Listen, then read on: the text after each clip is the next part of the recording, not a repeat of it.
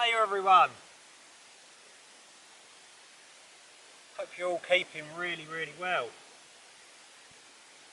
suppose you're wondering what the hell I'm doing here. This is liquid gold here. So I'm draining this tank of heating oil. I managed to get the tank for like helping someone out. It's sort of a bartering scheme, and so I didn't have to pay for it. We had it delivered here as well, free of charge, but there's some heating oil in it, so I'm draining it out, and I'll be keeping the heating oil to be like used for other things like oil lamps and just general stuff where you need paraffin or kerosene, because that's what's in here. So what is the drum actually for once it's empty? Let's go and show you. Oh, getting old. It's quite a big drum, and this is going to be turned into a biogas generator. Yes, you just put sort of manure in there, vegetable scraps if you want, like the vegetable scraps that I can't feed the chickens, grass cuttings and things like that, and it will produce methane, and we can use that to cook on. I was thinking of getting like a little gas burner. Also, Sophie, my daughter, is now living over the caravan. She decided that she wanted to live over there, and it takes gas bottles. If this can produce enough gas, we might be able to pipe it over there, so she doesn't have to pay for gas. My teeth. But anyway, this video is not about my biogas generator. It's about this. Let's go. Now, it doesn't matter how much bullshit the governments give you, energy prices will not be coming down a great deal. They'll only come down a little bit. That's how I feel anyway. The reason behind that is for our country to become energy independent, so we only depend on us for supplying it, not abroad, because we get a lot of electricity from France and all of that. Because anyway, they're going to be building nuclear power stations. They're already building two. There's one actually near me, Sizewell C, and there's one up north that's being built at the moment as well. They take nearly 10 years from planning to finishing. They take nearly 10 years to complete. So our energy prices will not be coming down that much until 10 years time. So we are trying to become off-grid here slowly, but it's hard work. Now what I've found is the best way to become off-grid is do it in like sort of baby steps, buy small systems like I am, and you can build them systems up and put more in as you go along. And the reason behind that is if one of the systems fails, if something goes wrong, like a solar panel goes wrong, or or something like that goes wrong, you've still got your other system that you can rely on, so you're not relying on one single system. So anyway, here's our installation. Now don't take this information as gospel. I'm not an expert, but this is our system. This is how I am doing it. I could be doing it wrong, but I'm not going to be producing a ticking time bomb in the house. I know that for sure. I'm quite passionate about solar energy, and I have been for a long time. I was one of the first people to get solar power put onto my house. That was like over 20 years ago now. It might have been longer than that. And I spoke to the electricity board because it was a grid tie system that I wanted to put in. They didn't even have a clue what I was talking about, so I just connected to the grid anyway, and I had one of them old-fashioned meters with the wheels, and during the day it used to wind backwards and wind credit off of the meter. It was fantastic. Whenever I had someone come round to read the meter though, I had to switch the solar panels off before I let them in to look at the meter. I wasn't tampering with the meter because all of this equipment was put on to the side of it, and it was going back into the grid through a 13 amp socket back then, so there was no like tampering at all. But anyway, that's another story.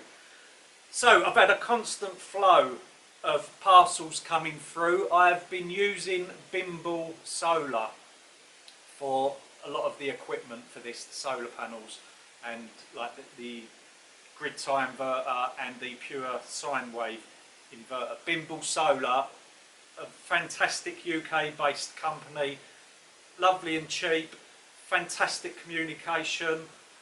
This video is not being paid, it's not a paid sponsor by Bimble Solar. I just think they're a brilliant company and I love to support UK companies.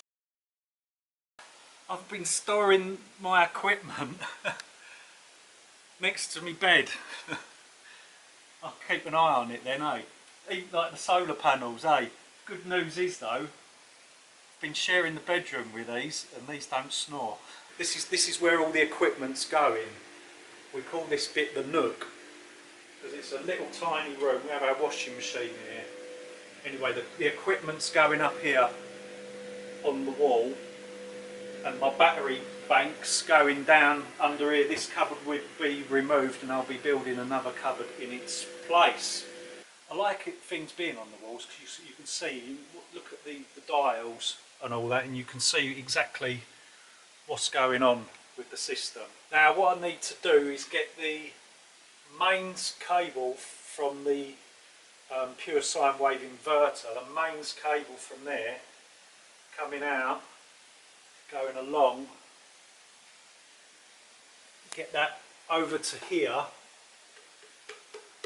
then I'll be able to put like a changeover switch that goes, can change like the 13 amp ring main, but so you go 13 amp ring main off, or 13 amp ring main on solar, so like from the grid off solar. So if the batteries did go flat, I've got that bit of changing. It's a bit similar to this switch, if that makes sense. So we're going to house the batteries in this cupboard. So there's been a little bit of cabinet making going on. I do love tongue and groove. I make all of my cupboards out of tongue and groove. And then you put the Z on it to strengthen it on the back. So that just needs a little gentle sand down on the edges. And then we can varnish that and put that in place. Something like that. When we do the batteries, there's going to have to be an air vent on the back of the wall here. So I'll be drilling that. That's on an outside wall. I'll use some sort of like a core cutter and then put a nice big round vent in there, an air vent to vent the batteries, because the batteries give off sort of gases that you don't really want to be breathing in, or you want them to be ventilated as well. So this is the changeover system that we're wiring in. So it will be going from, like, in the one position it will be taking electricity from the grid. Obviously 0, all circuits are off, and on 2 the solar power will be switched on. So just supposing the battery does get low, we've got the ability to switch straight back onto the grid. Obviously we're putting all breakers in there as well. These are like rotary cam switches, and we've got quite a few connections on there. So let's get all this wired up. You can see that we've got one here, we've got 16 amps for the socket circuit, and 6 amp breaker for the lighting circuit. So this side of the house, sockets will be on this, and the lighting circuit will be on this as well. Now I've just realised my first mistake. So I'm not an expert at this, but at least I've realised it. Now we've got a 16 amp breaker here protecting a 3000 watt inverter. That is not right. That breaker will not break before this gets to full capacity. That ain't good. So using the formula P equals IV, which is power in watts times equals amps times volts. if we turn that to a 10 amp breaker, 240 times 10 will be 2,400 watts. That's a 3,000 watts, so that will break before this gets to maximum capacity. So I'll be changing this breaker here to the 10 amps for safety. Now we're putting the solar panels up on my well hut, which I built not long ago. That's in a previous video, but you know, if you've missed it and you can't be asked to watch it, then don't worry, it was boring anyway. Just some grey-haired old fart on YouTube trying to create a little bit of income. Anyway, so we're putting in the metal brackets there, as you can see. We're sliding them under the tiles, and yeah, the solar panels that have come off are going to go just to the side here on a pole or something like that. I didn't want to put the solar panels on the lower part of the house because I'm no expert, and I didn't want to damage my roof or make it leak or just do something wrong. If I do something wrong on here, it ain't too high up, and at the end of the day there's just an old pump under here, even though it still works, yeah, but no damage done too much really, so that I'm putting them on there.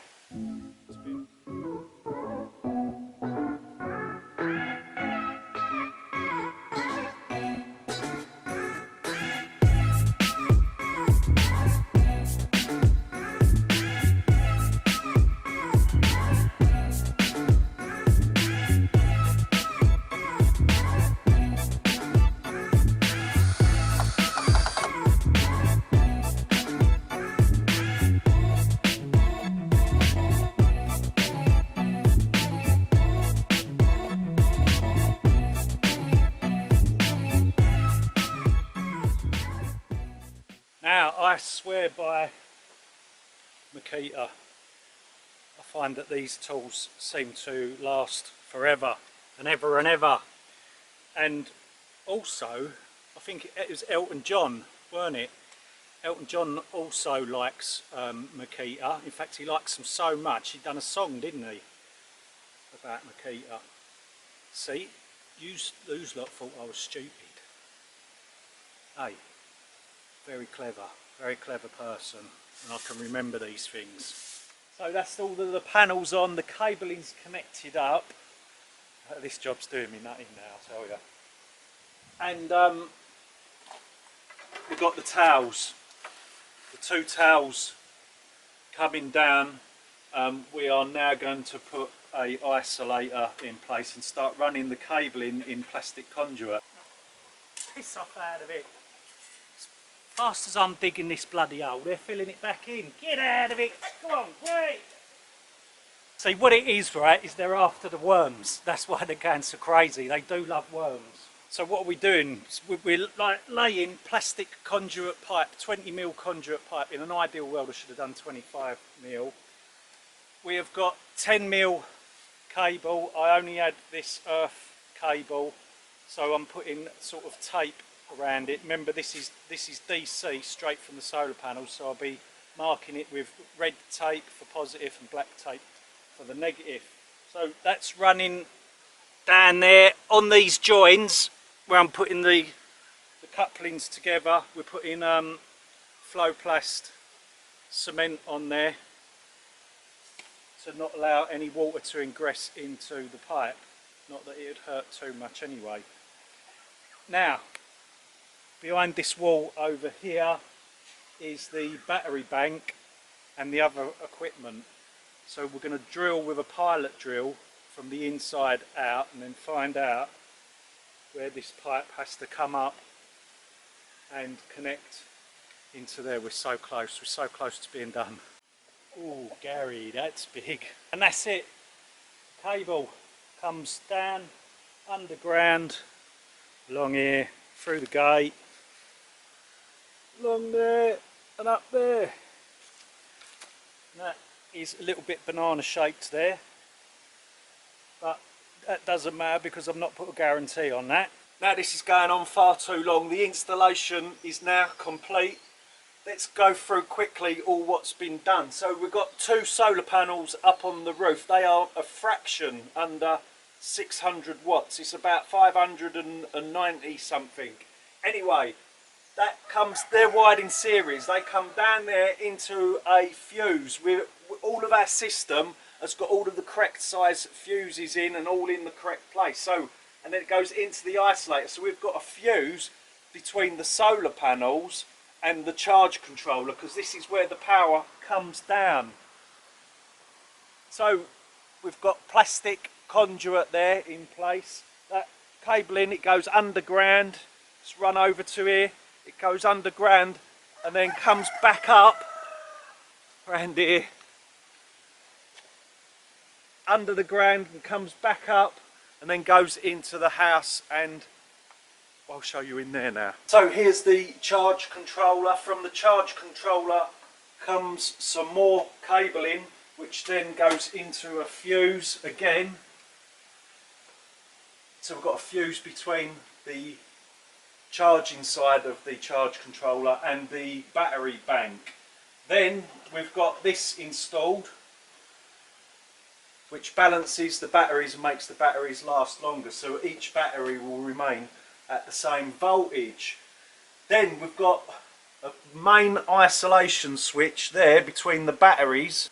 Then that comes up, goes to the pure sine wave inverter. The power comes out of there in mains, 240 volts, goes along, up along the ceiling there to here, where we've got the ability to switch from grid to that, to solar.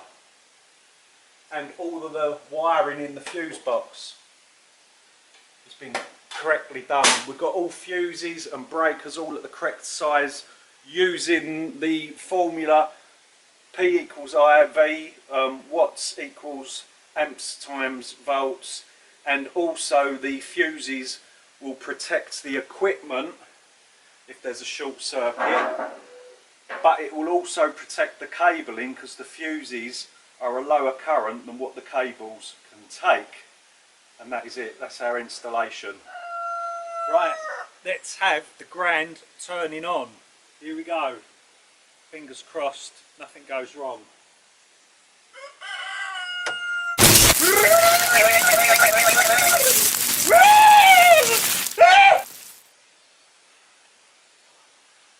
I can smell burning.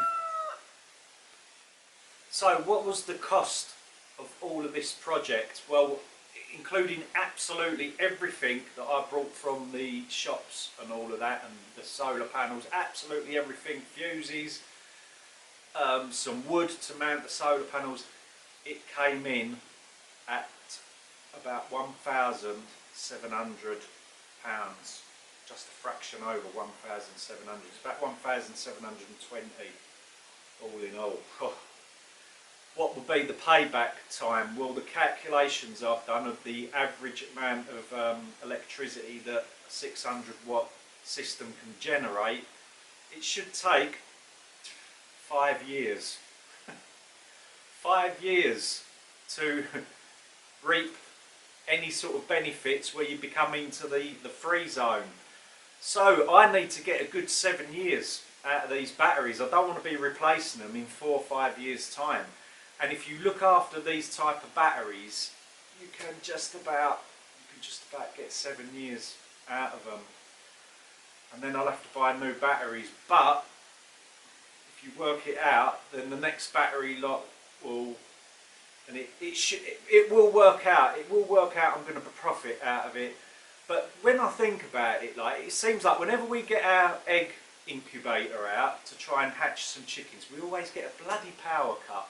And then I'm faffing around with hot water bottles and things like that, trying to keep the eggs warm. We haven't got to put up with that nightmare anymore. We're always going to have electricity here. So I'm pleased with the system.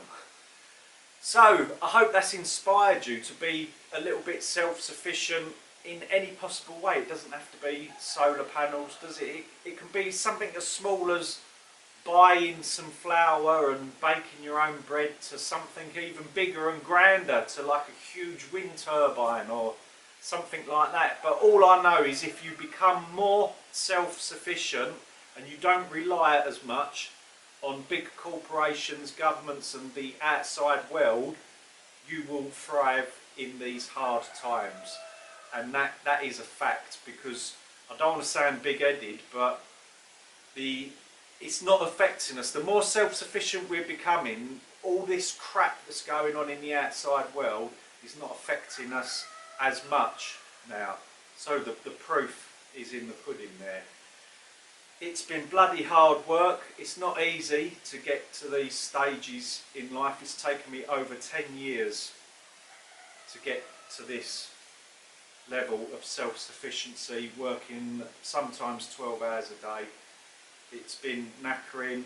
I'm getting to the stage now where I don't want barely any more equipment here. I'm going to do my gas generation, and me methane biodigester thing. Once I've done that, I think that's it, I've peaked. I don't want any more equipment here. That'll be me bloody lot, that will be. So thanks so much for popping along. If you've managed to get this far into the video, well done, well done. So take care, look after yourselves, be extra frugal and self-sufficient in these times. I'm sure you'll be okay. Take care, see you later. See you on the next video.